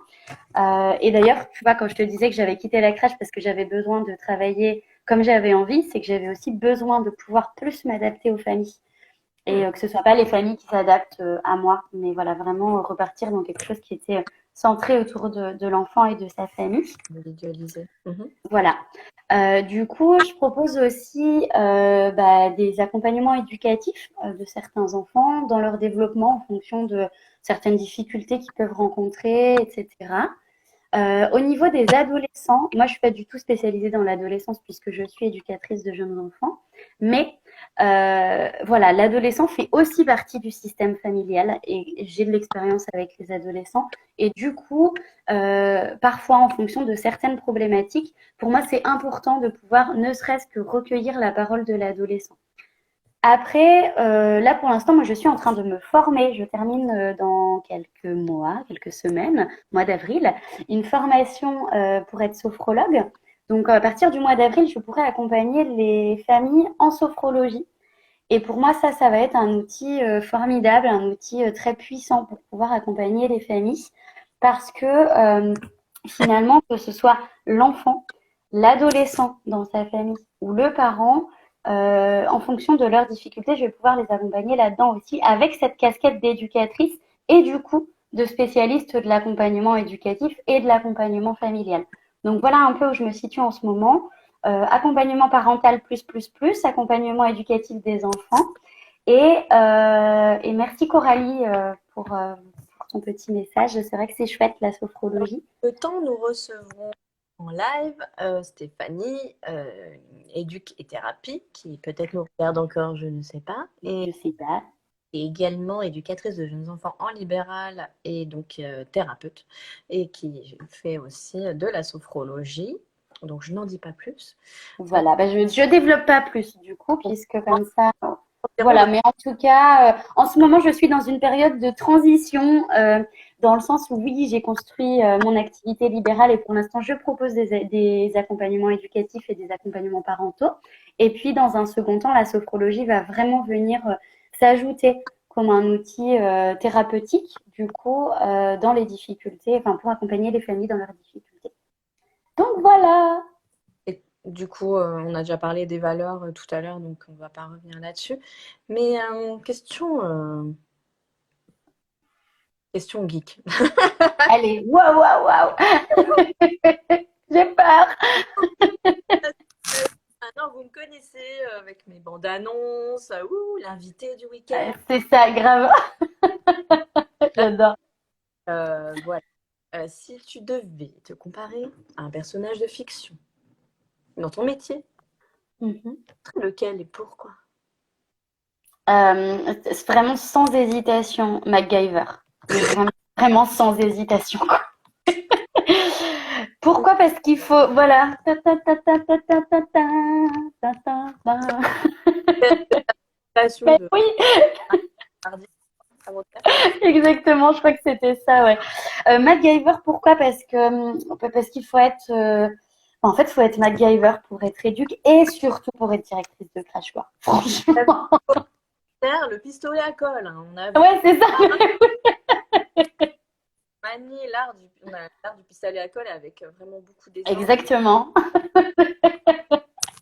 Et tout, en fait, que ce soit, mais avec les équipes, avec les enfants, avec ta crèche, avec vraiment ton bâtiment, enfin, ton institut, quoi. Enfin, vraiment, il faut que tu répares, il faut que tu crées, il faut que tu recrées. Oui, couteau suisse, exactement. Est-ce qu'il faut de réellement respecter le rythme quotidien de l'enfant en crèche? Alors, pour la crèche, on va juste finir avec ça, puis on en reparle après. Ça Ouais. fait projet futur, comment réussir, faire son réseau en tant que libéral, État égale couteau suisse. Oui, donc comment réussir pour faire son réseau en tant que libéral? Donc c'est la question, on reçoit souvent ce genre de questions Oui, par message. ouais. On en a discuté il y a pas très longtemps, c'est drôle. Ça vient aussi sur le tapis. Ouais, ouais, ouais. Alors, bah, du coup, comme ça, on en parle. Ah, mais Barbara, on se voit aussi pour l'oral très bientôt. Encore une publicité. Génial, génial. Comment on construit son réseau? Eh bien, moi, je dirais que ça dépend de chacun. Qu'il faut d'abord aller se documenter sur qu'est-ce que c'est l'entrepreneuriat, construire son projet, avoir un projet solide, parce que si tu construis un réseau professionnel sur un projet qui est bancal, ça ne va pas fonctionner en fait. Tu vas construire du vent, tu vas perdre de l'énergie pour rien en fait. Donc vraiment pour moi, la première étape, c'est de te faire un projet béton et d'être à l'aise dans tes baskets, de savoir ce que tu proposes, pourquoi tu le proposes. S'il y a des sujets un petit peu, s'il y a des trucs un peu flous, que tu saches pourquoi c'est un peu flou. Par exemple, là, moi, je vous dis, bon, ben, pour l'instant, je suis pas encore sophrologue, mais bientôt. Alors ça peut paraître comme un point flou. Ouais, mais je suis en transition, donc ça se justifie, il n'y a aucun souci. Mais par contre, si t'es pas droit dans tes bottes, commence même pas à créer ton réseau. Et puis après, ben, il y a plusieurs techniques, hein. Tu appelles les gens, tu fais des mails, tu mets des petites cartes de visite dans les boîtes aux lettres. Voilà. Après, c'est vraiment toi en fonction de ta sensibilité, de la façon dont tu as envie de travailler, quoi. C'est beaucoup de promos aussi, ce Ouais. métier-là.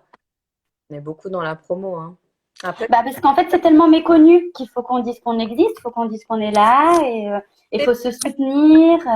oui, Oui, voilà, voilà, c'est ça. lance posée, les lives, 100% EJE, nous sommes là. Ouais, c'est super. On est là.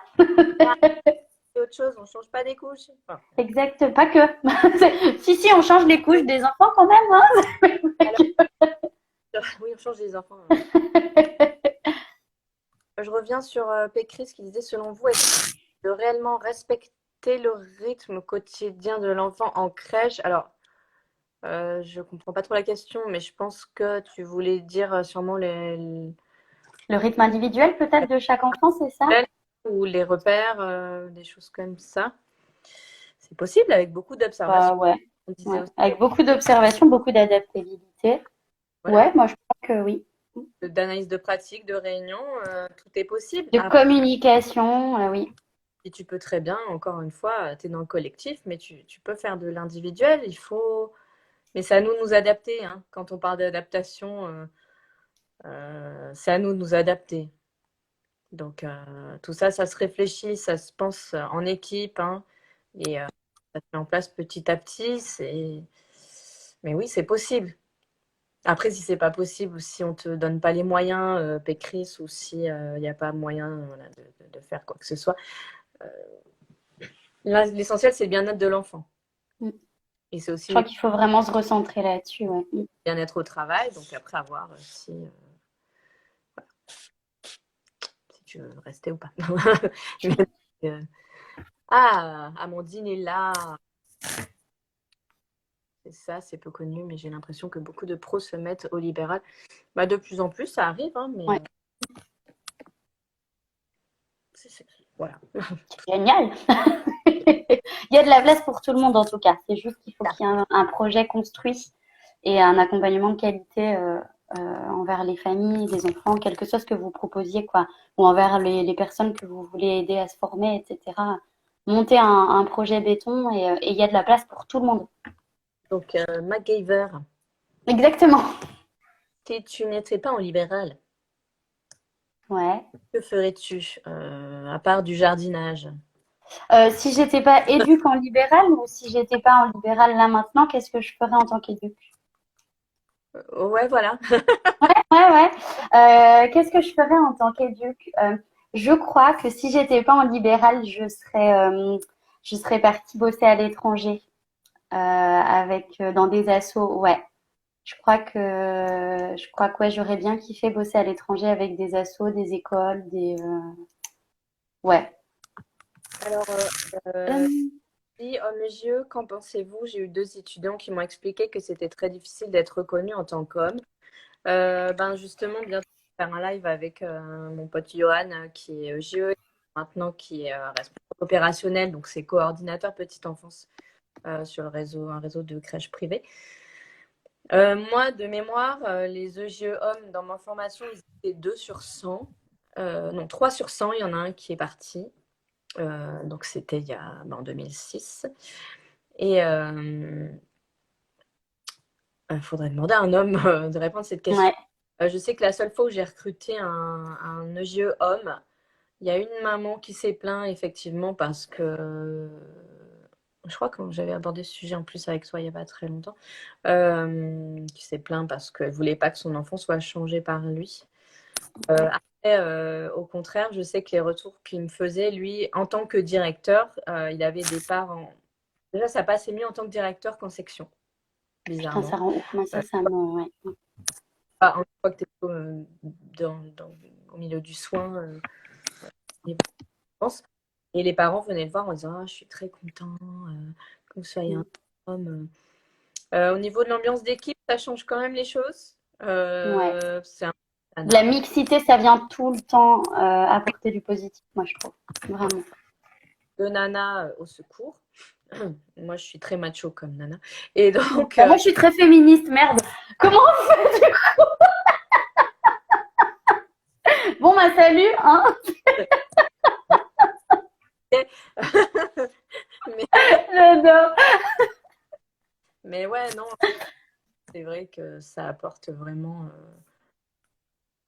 Mon chef, je sais que quand j'ai eu un chef homme, ça c'était pas du tout la même approche que quand on avait une JE femme pour RO, pour responsable Mhm. professionnel. Donc voilà, après, je pense que seul un homme pourrait répondre à cette question. Et justement, j'ai prévu Ouais. de poser tout ça à Johan. Donc, J, je te dirai le jour où je ferai le live avec lui si tu peux venir.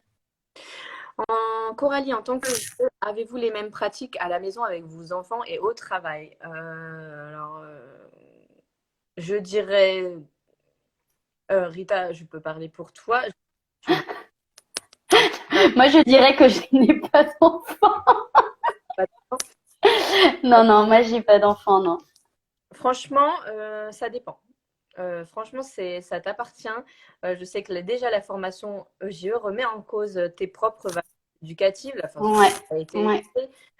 Tu vois pas les choses de la même façon, ça te chamboule. Donc il y a beaucoup d'abandon aussi à cause de ça, hein, en Ouais, formation EGE, parce que ouais. tu mets face avec tes prestations d'éducation. ce que toi, tu as vécu. Après, tu fais des comparaisons, etc. Et quand tu deviens maman, franchement, ça dépend. Moi, Moi, je crois, alors je suis pas maman, mais je crois en tout cas que quel que soit le métier que tu fais, quand tu es dans l'accompagnement, quand tu es psychologue par exemple, etc., tu as des valeurs éducatives, tu as un idéal que tu as envie d'atteindre, etc.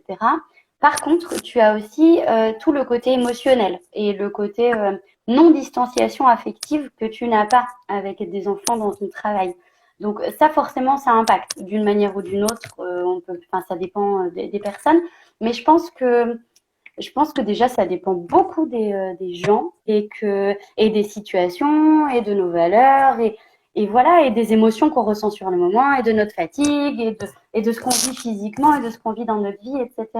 Après, ce que je sais aussi, c'est qu'en tant qu'éducatrice, il y a beaucoup de pression quand tu es maman et que tu te dois d'être une bonne maman et de tout mettre en place, tous les trucs éducatifs que tu connais. Eh bien après, non, en je tu as sais que juste le droit d'être maman, quoi. franchement, ça dépend aussi du recul et des années. Moi, J'imagine, ouais. j'éduque pas mon deuxième garçon de la même façon que mon premier. J'ai eu du recul et que Parce que tu es une personne différente aussi, j'imagine. je suis une personne différente. Puis entre-temps, j'ai lu beaucoup plus de choses sur le maternage proximal que je Ouais. pratique pas du tout avec mon premier. Donc j'ai comparaison. Euh, Ça n'empêche pas d'être une bonne mère, de toute façon, quoi qu'il en soit. Et ça ne fait pas qu'on est une meilleure mère que les autres. Ah oui, non. Et je sais que j'ai perdu des amis pour ça, enfin une amie en particulier, parce que elle a eu un enfant à son tour et que les représentations qu'elle avait, moi de ma façon d'élever mon enfant et les siennes, elle avait peur que je la juge et elle comparait sans cesse son enfant au mien que j'avais eu avant et qu'effectivement qui avait un comportement différent du sien et elle se remettait en question tout le temps et on s'est éloigné à cause de ça. Ouais. Être religieux quand t'es maman, les gens, soit ils viennent te poser plein de questions, Ouais. soit au contraire, tu vois, ils s'excusent tout le temps, genre, je sais Ouais. que tu peux pas le faire, hein, mais bon, voilà. Non, mais je t'ai rien dit, enfin, tranquille. Ou alors, ils sont encore plus durs quand ils jugent que ton gamin a pas un comportement dans les clous. Tu dis, ah, ben, puis en plus, t'es éduque, quoi. Ou tu devrais le savoir, t'es éduque. Voilà, voilà. Non, mais on sait pas tout et heureusement. Puis moi aussi, je suis au JE, je suis maman et moi aussi, je la vis de temps en temps, la charge mentale. Voilà, je pète un câble pour tout et rien ou voilà, que le ménage il est pas fait, que machin. Bon, voilà. Après, j'arrive à prendre du recul et bien sûr que moi, j'essaie de parler à mon enfant avec bienveillance et tout, mais il y a des moments où, voilà, où s'il me voit craquer, ben, il me voit craquer et puis voilà. Regarde, ma chambre, elle est en bordel. On n'est pas parfaite, hein, donc voilà, c'est ce qui fait qu'on est si attachante.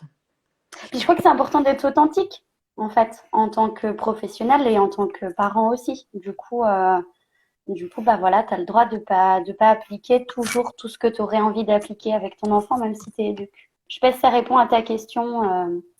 Je crois que c'était Coralie. Oui. Euh, Pomelov qui nous dit sans être maman, le nombre de fois on me dit tu dois tellement l'analyser là. Bah non. Eh ben non! Je me rappelle quand j'ai démarré que je prenais le bus, c'était avant d'être maman. Euh, c'était moi-même avant d'être maman. Je pense que j'avais plus d'a priori euh, par rapport à ça. Et je trouve qu'au contraire, devenir maman, c'est la formation qui manque. Enfin, je veux dire, ça t'apporte encore plus d'empathie au niveau de l'accompagnement parental que tu proposes. Mais vraiment, c'est-à-dire que tu comprends en fait.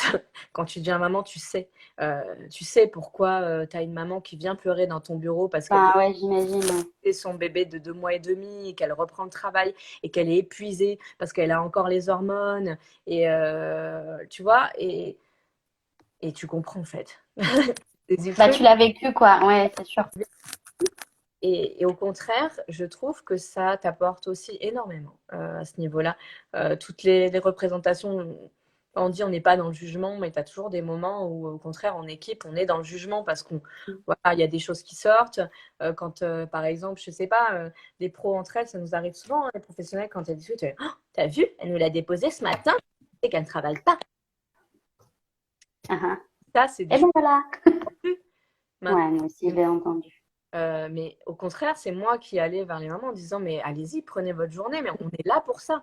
En plus, ils payent, quoi. Et ça m'a toujours étonné que les professionnels qui pensent ça, Ouais, moi aussi, ouais. Ouais, mais ils projettent, en fait, ouais, c'est sûr. ça leur fait un enfant en moins, mais la famille paye. On donne un service, on est là pour les aider. Si on fait de l'accompagnement parental, on n'est pas là que pour garder son enfant. Garder, bah oui, oui, Là carrément. pour lui permettre de. Alors, au contraire, quand tu es une bonne professionnelle, j'ai vu d'autres crèches aussi où tiens, il y a le parent qui arrive, vite, sors-la du lit. Wow, non. On invite le parent. Oui, voilà, votre enfant il dort encore. Si vous voulez, bah voilà, ils récupèrent le second à l'école. Ils sont allés un petit peu au parc en attendant que le bébé se réveille, quoi. C'est ça du putain de bon accompagnement. C'est Ouais. C'est ça du putain de bon accompagnement. Oui, Christelle.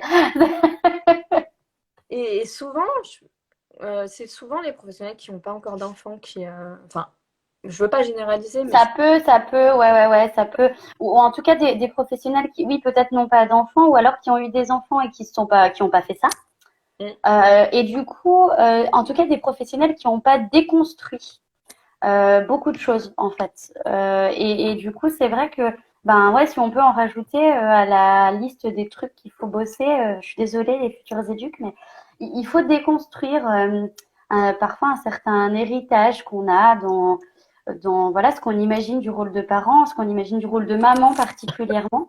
Et en fait, quand on vient déconstruire ces normes sociales qui sont parfois complètement périmées, pour être tout à fait honnête, voilà, ça nous permet d'être vraiment indulgents. C'est-à-dire que oui, il y a 50 ans, une maman, elle déposait pas son enfant à la crèche. Bon, bah voilà, on est en 2021, maintenant, aujourd'hui. Pourquoi ça vient nous déranger qu'une mère, elle vient poser son gamin juste parce qu'elle a envie de prendre une journée pour elle? Qu'est-ce que ça nous renvoie, en fait? Donc voilà, mm, ça chamboule d'être éduque. tu vas finir 10 minutes plus tard. Et ben alors, tu travailles jusqu'à. Bah, tu bosses. Enfin, je sais pas, moi je suis assez dévouée dans mon travail. Enfin, au contraire, se mettre à la place de la personne, c'est ça l'empathie aussi, de se dire, Bah ouais, ouais, carrément, carrément. allez-y, quoi, les mamans, ah, je sais pas quoi faire, je la laisse pendant 2 heures, c'est l'adaptation, elle laisse son enfant. Je dis, mais allez-y, allez faire, prenez du temps pour vous, allez faire vos courses, j'y arriverai jamais. Bah, venez dans le bureau, je vous fais un café, on discute. Bah ouais, c'est ça. Je dis, bah, on boit un coup et puis on parle. Et voilà, et puis au bout d'un moment, elle entend, ah, j'entends qu'elle pleure pas, bah, je vais peut-être y aller. Bah voilà. Euh, Allez, bye bye. ça aide énormément. On passe un petit coup de fil. Ouais, tout se passe bien, il n'y a pas de problème. Parce que nous, on est dans un pays encore où, voilà, l'enfant, il doit aller dans une société, voilà, il se transforme en petite, voilà, une société économique, quoi. C'est comme ça. Et donc, il doit apprendre très tôt que papa et maman doivent travailler pour avoir de l'argent dès la naissance. Donc, Voir avant. à 2 mois et demi, alors que Ouais. son cerveau n'est pas. Enfin bon, bref. Et on va commencer à rentrer là-dedans.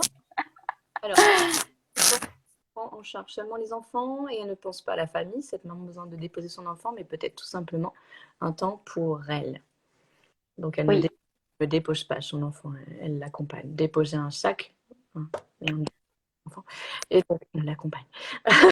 C'est pour ton dossier de VAE, Barbara. Et tellement de remises en question sur l'éducation reçue, naissance de mon mémoire, sur l'estime de soi. C'est beau. Je vous C'est bien. lèche. Euh, On n'y est plus. Est-ce que tu rencontres des difficultés au quotidien du coup? Là actuellement ou quand j'étais en crèche? Actuellement du coup? Et puis si tu veux parler de la crèche, on en a déjà parlé aussi. Ouais, ouais, ouais. Non, non, on a pas mal parlé. Écoute, des difficultés. Euh, Pas vraiment. Par contre, j'ai un emploi du temps très rempli avec le podcast que du coup j'ai créé il y a quelques mois maintenant, qui au début m'a quand même demandé beaucoup d'efforts puisque moi je suis pas du tout à l'aise avec l'informatique. Enfin, si je suis à l'aise avec les outils de bureautique basiques, mais par contre le montage audio, tout ça, ça c'est un truc qui m'a demandé énormément d'efforts. Et j'ai adoré en fait faire des efforts pour ça, mais c'est vrai que ça m'a demandé beaucoup de temps finalement. Et maintenant, ça y est, je suis un peu plus à l'aise. Donc, voilà, je commence à bien m'éclater sur le montage des épisodes de podcast. Du coup, pendant que j'y suis, je vais en parler maintenant. Des podcasts Ouais, sur plateforme, des podcasts qui s'appellent Parentalité. Alors, c'est ça. j'adore Parentalité. C'est super chouette. C'est tous les lundis. C'est Ouais. sur quelle plateforme? Et ben, du coup, sur presque toutes les plateformes d'écoute gratuites musicales, donc vous avez Deezer, Spotify, Google Podcast, Apple Podcast. Je crois qu'il y a un truc qui s'appelle Podcast Addict. Enfin voilà, du coup, c'est tout et c'est toujours gratuit, que vous soyez abonné à Deezer, Spotify ou etc. ou pas. C'est-à-dire que si vous tapez sur, je sais pas, Google, Spotify et que vous tapez parentalité clé, vous le trouverez et vous pourrez écouter gratuitement le podcast. Vous aurez un peu de pub si vous êtes pas, si vous payez pas d'abonnement, mais sinon vous pouvez tout écouter gratuitement. J'ai écrit Parentalité. Apostrophe clé. Yep, Yeah. super. Pourquoi tu as choisi ce format? Alors, pourquoi j'ai choisi ce format? Parce que moi, j'écoute beaucoup de podcasts. Parce que je trouve que c'est un média qui est hyper simple pour partager des contenus gratuits. Que j'adore parler, je suis bavarde. Voilà, faut être honnête, hein, faut faire des trucs. Je suis bavarde, j'aime parler et je pense que j'arrive à passer beaucoup de choses par la voix, par la parole en tout cas. Et puis, je crois vraiment que quand on est père ou mère de famille, on n'a pas beaucoup de temps et que écouter un podcast, c'est facile. Donc, en fait, moi, j'ai choisi un format de podcast assez court. Mes épisodes font entre 10 et 20 minutes. Allez, 25 minutes quand je dépasse. Et en tout cas, ça dépasse pas la demi-heure. Donc, ça veut dire que tu peux te mettre le podcast à côté pendant que tu es en train de cuisiner. Il n'y a pas trop de gros mots, donc du coup, vous pouvez écouter avec les enfants. Moi, j'écoutais les podcasts dans le RER quand je travaillais encore dans Paris. Voilà, c'est génial. J'écoutais pas les mêmes. Moi, j'écoutais 2 heures de perdu. Si vous aimez bien les podcasts, si vous aimez bien le cinéma, vous pouvez écouter le podcast de 2 heures. Trop bien. Donc, c'est rigolo. C'est des gens qui parlent d'un film en particulier, qui le critiquent. Et voilà.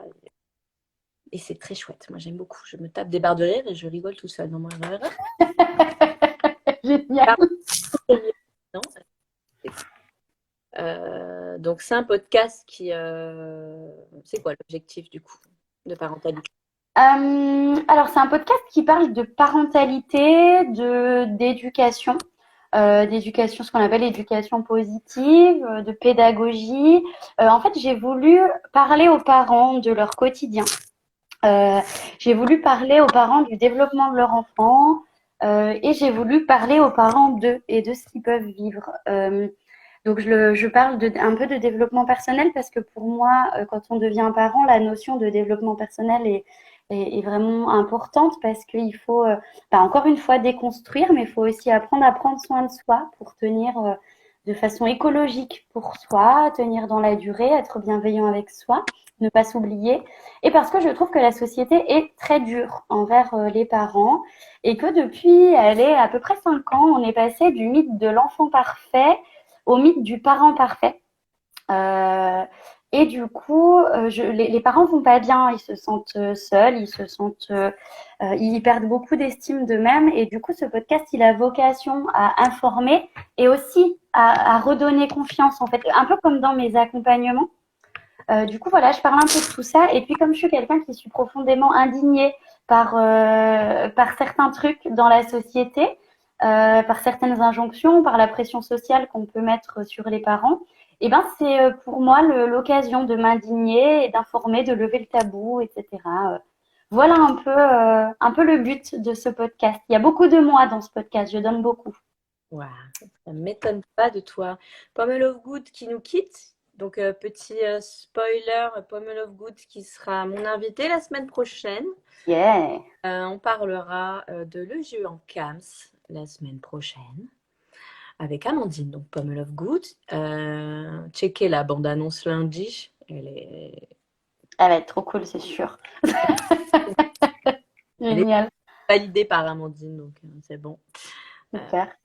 Week-end prochain en CAMS. Du coup, on va faire aussi le point sur ta page Instagram. Donc, c'est Yep. Rita Ezroura, Oui.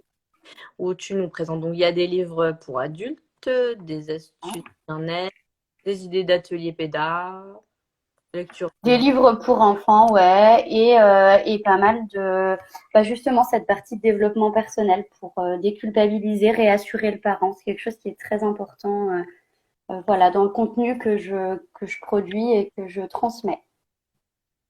Super bien. Voilà. J'ai de temps en temps, je partage des choses. Bonsoir, vous avez des recommandations pour un premier job en tant que GE en crèche? Ah, c'est le premier job. N'y va pas pour tout changer. Ouais. Ah oui, oui, oui, oui. La révolution, non, pas tout de suite. Tu prends le temps Tu écoutes. et Ouais. tu es aller des professionnels pour qu'elles t'acceptent. Parce que c'est une équipe pluridisciplinaire. Monde de nana, encore une fois. Attention. Ouais, enfin, c'est vraiment très important. Faut pas, n'essayez pas de changer le monde tout de suite. Plutôt réfléchis à quel groupe d'analyse de la pratique tu pourrais mettre en place. Prends des notes. Apprends à découvrir les professionnels et les enfants. C'est tout. Pendant plusieurs mois. Ouais. Tranquille, reste cool. Tu prends des notes. OK? Voilà. Manon, qu'est-ce que t'en penses, Rita? Ah oui, je suis tout à fait d'accord. Apprendre à connaître, écouter, observer. Ouais, vraiment. Voilà, c'est un nouveau boulot, c'est stressant. Prends le temps. D'accord? Tu reviendras m'en parler. Très bien. C'est quoi tes projets pour la suite, à part la sophro, du coup, moyen terme, un nouveau Eh voyage? ben ouais, ben moyen terme la sophro et ben pas de voyage pour l'instant parce que j'ai vraiment envie de développer mon activité libérale que j'ai commencé qu'en septembre. Donc voilà, pour l'instant c'est vraiment continuer de prendre le temps de créer du lien dans mon réseau professionnel à Lyon. C'est vraiment quelque chose que j'ai envie d'asseoir. J'ai envie d'avoir un carnet d'adresses avec des professionnels que je connais, qui partagent mes valeurs et vers qui je peux orienter les familles et vice-versa. Et puis, j'ai vraiment envie de me développer en tant que sophrologue. Je suis aussi quelqu'un d'assez perfectionniste, soyons honnêtes. Et, et même si j'y travaille beaucoup, quand je commence quelque chose, j'ai envie de le faire bien et j'ai envie de me perfectionner. Et du coup, voilà, là, j'ai envie de continuer à m'éclater dans le podcast, continuer à me former et terminer cette formation de sophrologue et du coup accompagner les familles avec ce nouvel outil. Une chouette à la crèche, oui, tu as bien compris le Ouais. teaser, le sens du teaser qu'on a fait cette semaine pour ce live. Pense que tu es un agent secret et observe les pros, les enfants et les familles avant d'établir un plan d'action. Tout à Exactement, c'est tout à fait. fait ça. Livre chouette à la crèche. Ok, ben c'est super. Je suis vraiment contente. C'était un super live. Bah ouais, je suis très très contente. Je suis ouais, vraiment ravie que tu m'aies invitée sur ce live. C'était chouette. C'est trop cool, ouais. Chouette de faire ça en semaine le soir, finalement. Donc voilà, je vais rappeler Amandine pour voir ce qu'on fait la semaine prochaine. Mais pas le mercredi soir. Je suis souvent prise le mercredi soir avec Monsieur J. Le jeudi soir, c'est pas mal du coup. Bah ouais, pourquoi pas. Il y avait du monde là du coup, hein. Ou alors 10 heures un peu plus tôt du coup. Bah, c'est super. Donc comme je vous disais, comme je vous disais, donc la semaine prochaine, je reçois Amandine, donc Pomme Love Good pour le GE en CAMS cette fois. Bientôt, nous aurons une GE en IME, nous aurons une GE qui est diplômée de la VAE, on aura un responsable opérationnel, on aura une GE thérapeute sophrologue libérale, on aura plein de lives en perspective. Génial. Super content. Checkez le teaser lundi. Envoyez-moi des petits messages. N'hésitez pas à vous abonner à la page de Rita qui est super cool, même si C'est c'est marqué. pas de faire de pas d'avoir un suivi parental. Mais en tant que JE et professionnel à la petite enfance, c'est toujours chouette de consulter les outils, de lire des podcasts pour aussi vous construire votre propre identité professionnelle. Voilà. Et puis, n'hésitez pas à venir nous parler. On est dispo. On est dispo, ouais. Pour vous. On vous remercie d'être venu. Merci Rita, merci beaucoup, beaucoup. Merci à Ben, merci à toi, vraiment merci pour tout le travail que tu fais. Bravo, bravo, bravo. Et merci à tous et toutes d'être venus. J, tout le monde est là. C'est génial, je suis contente. Tout va Oui, tout le monde peut s'abonner si on n'est pas EJE, si on n'est pas parent, tout ça, quoi. bien. Voilà, il n'y a pas de souci. Je vous ferai les petites annotations en publication, ne vous inquiétez pas. Bonne soirée à tout le monde. Salut tout le monde, à bientôt, merci beaucoup. Comme je le dis toujours, n'oubliez pas de rire. Bye bye. Merci Christelle, salut. Salut. Ou pas. Peut-être.